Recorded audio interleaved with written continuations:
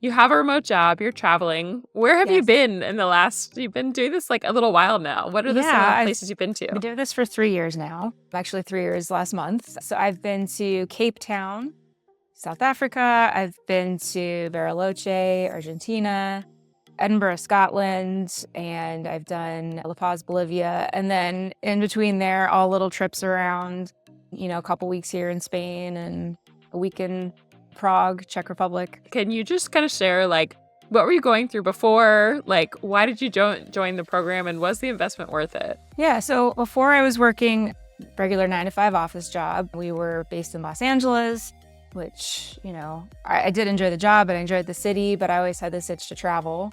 And then COVID happened and we were all forced to work from home. And I just remember we didn't have much to do with work. I worked in a sales department, so we didn't have a lot of sales going on while retailers had shut down.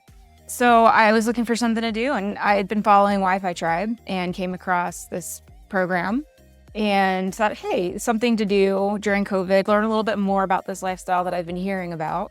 So I, went right in, and it's been 100% worth it, the investment. I learned so much about not even just like travel, but career, how to think about what you want out of a career and a job and how to look for remote positions.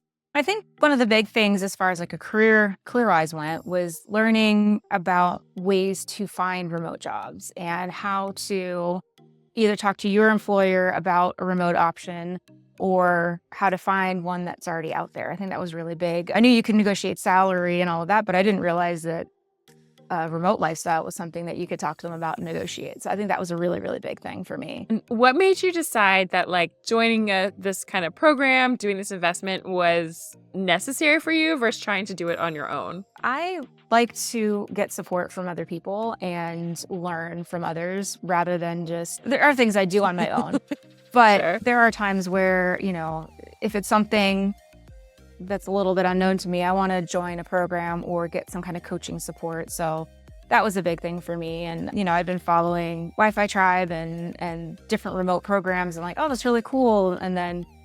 But how do I do that?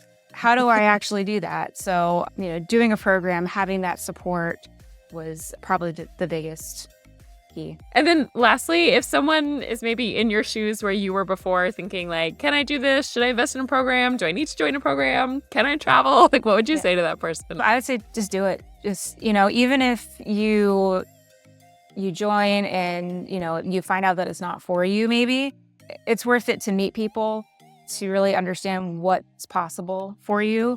And you always gain something from a course like that. Like, even if I didn't end up traveling, I still would have gained knowledge on career growth and what I want to look for in a role, and how I want to see myself in 5-10 years.